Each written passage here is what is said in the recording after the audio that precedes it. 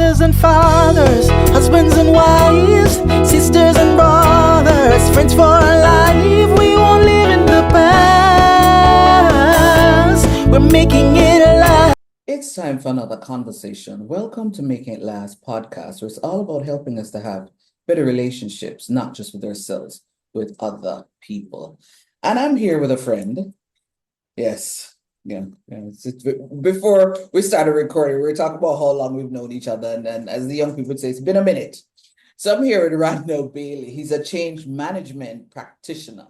But before we unpack what the topic is, tell us what that means, Randell, because a lot of persons are not accustomed to that term. Sure. First of all, of course, thank you for having me on. It's a pleasure to chat with you this morning, Noreen.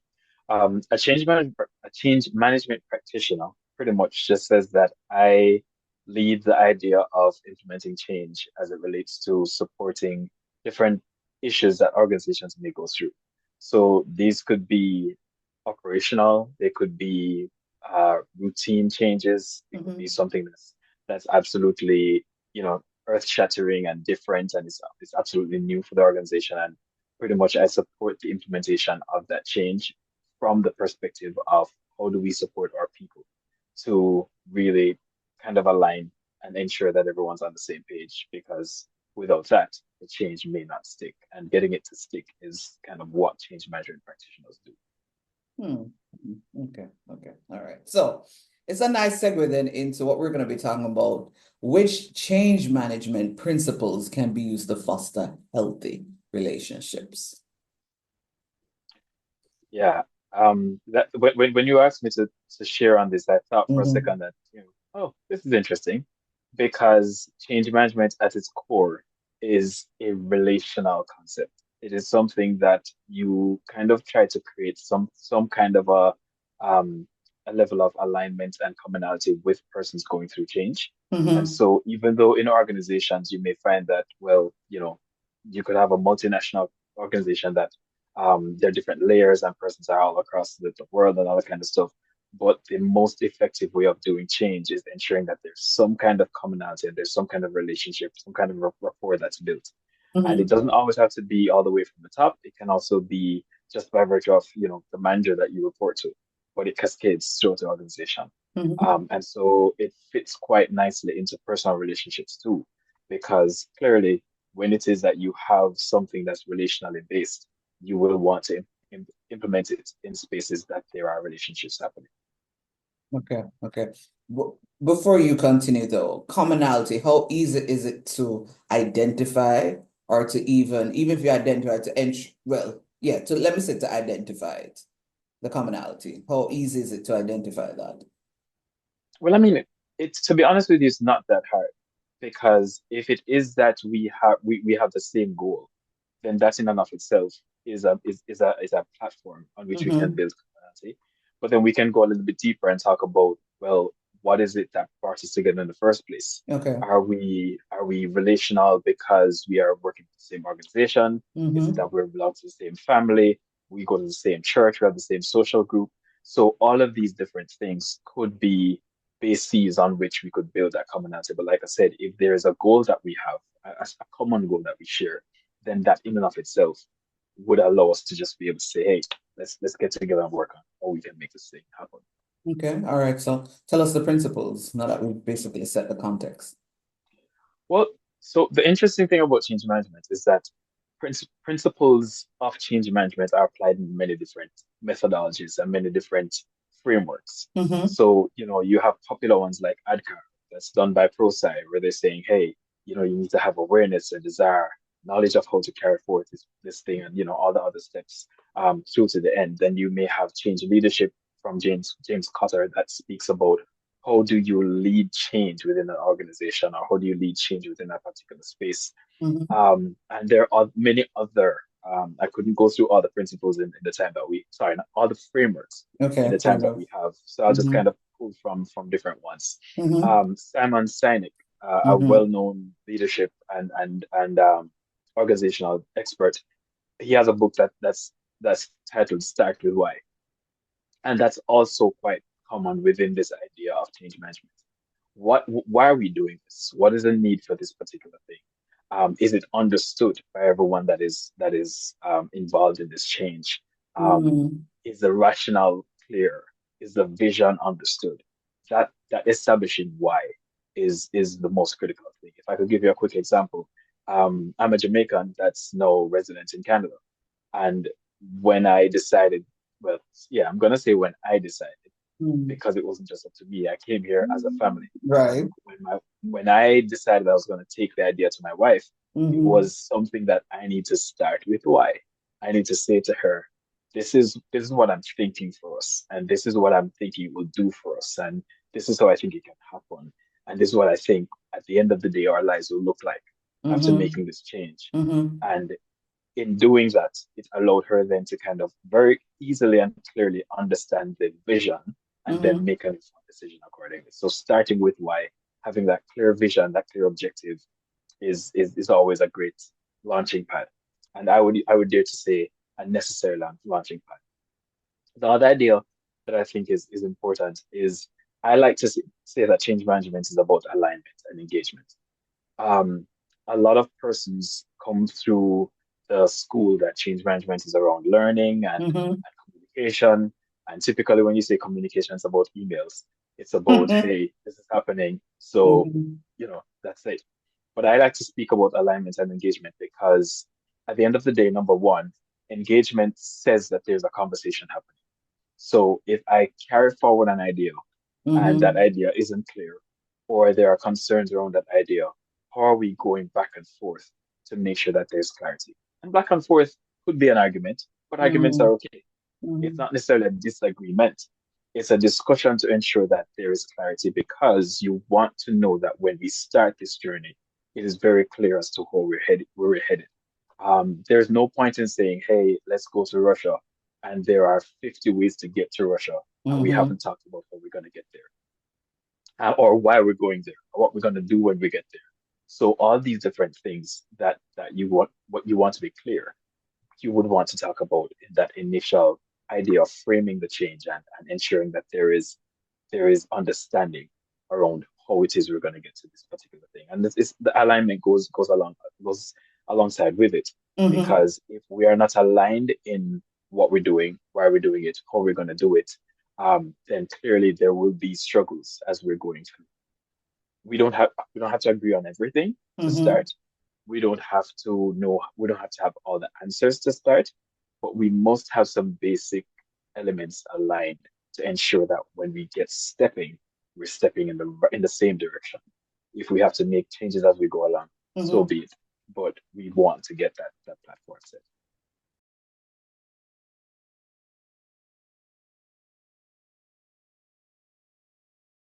Hi, I'm Randell Bailey, change management practitioner, here with Noreen on the Making It Last podcast, talking about change management in relationships. We're going to take a break for a word from our partners. You can't live your best life without a healthy immune system. Boost your immune system the delicious way with Zappy's organic juices and punches. Made from local produce with zero added sugar, our juices cleanse and revitalize your body as they boost your natural immunity. Try our delicious flavors.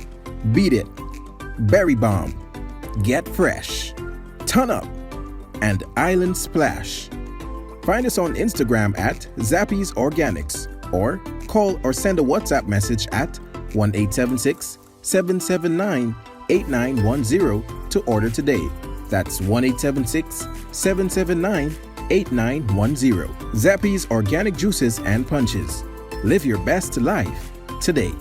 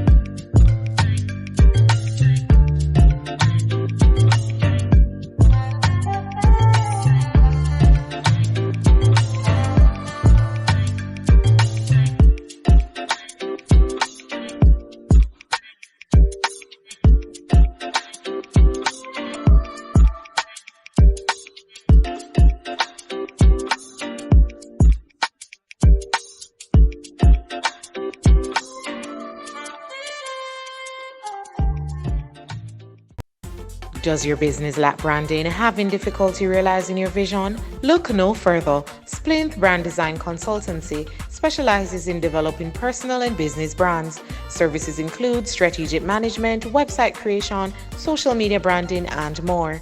Visit them online at www.wearesplint.com. Splinth, the brand you need to succeed. Welcome back. We're going to get back into the conversation around change management in personal relationships.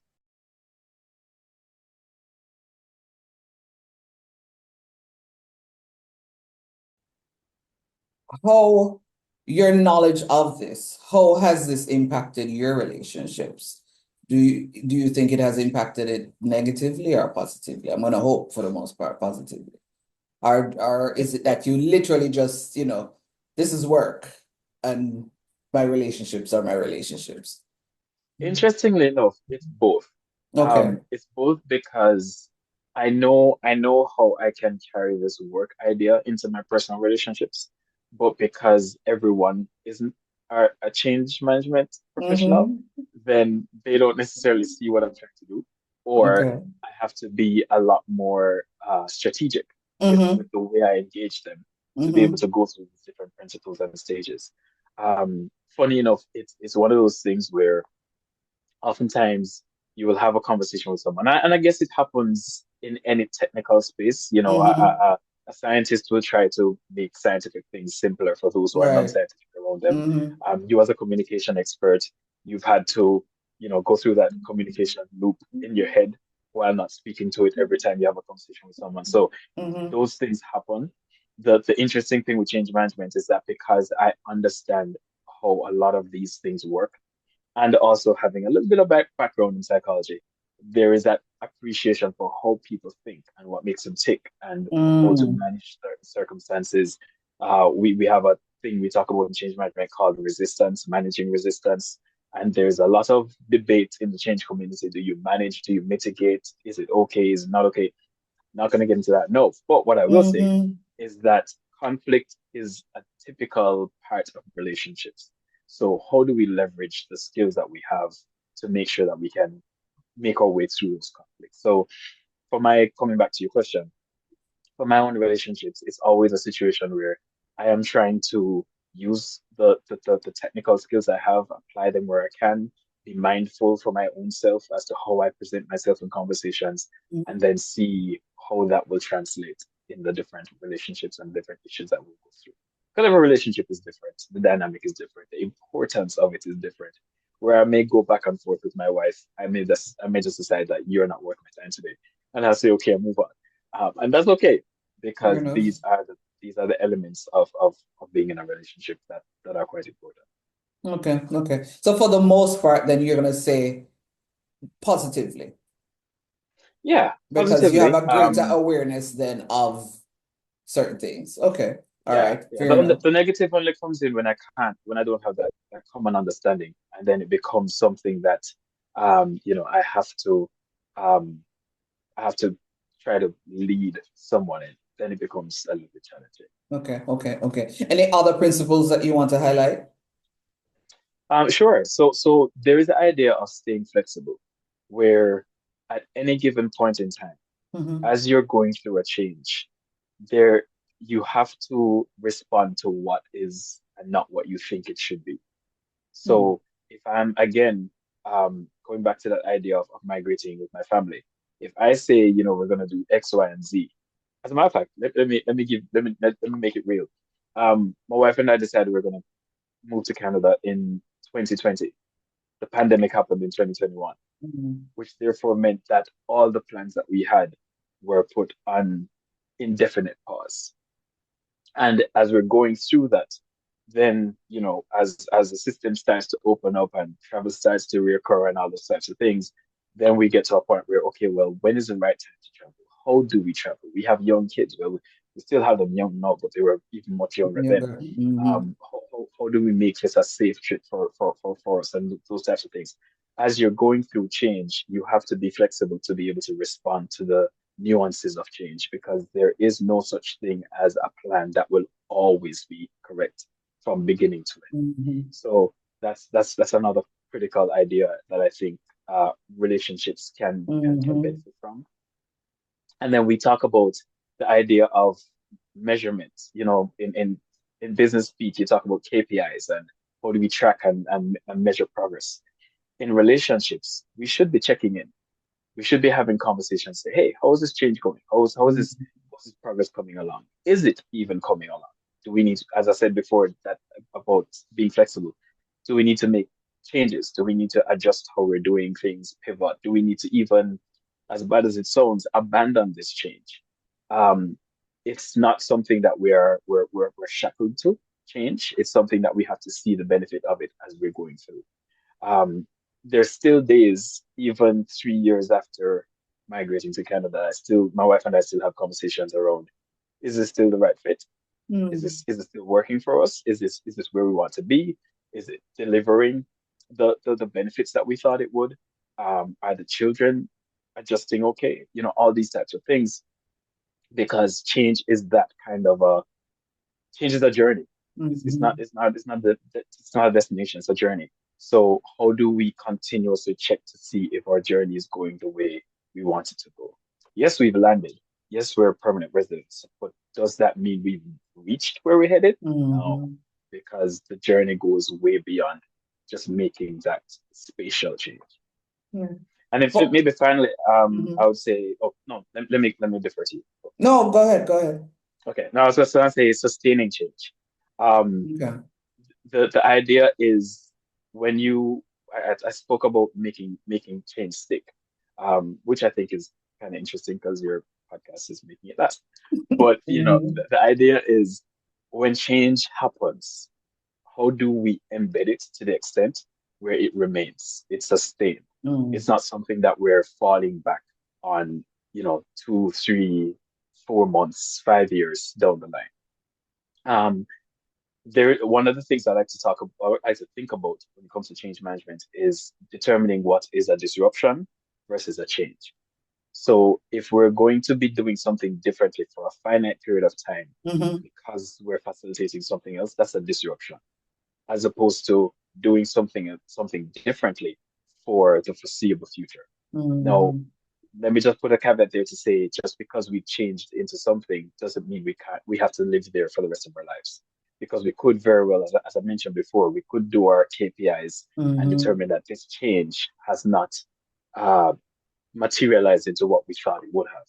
And then we need to pivot, right? Yeah. So just put that caveat in there. But the idea is if there's a change that we've agreed on, whether it be just husband and wife, it's a group Mm-hmm. of people, it's family, etc. When we get that change implemented, how do we keep it going? You know what I mean? Otherwise, we're going to fall back into old habits. We're going Yeah. to regress on what it is we've accomplished, which would Mm. therefore just undo the change in and of itself. Unless we're purposeful that, hey, we need to roll this Mm-hmm. back because this doesn't fit for us. Yeah. You've said quite a lot and highlighted quite a few principles. But if you could pick your top three, what would those top three be for the context of this conversation? Yeah, for personal relationships, I'm gonna Mm-hmm. say I'm a diehard alignment and engagement apostle. So I'm Okay. gonna go with that one first. Okay. That is critical.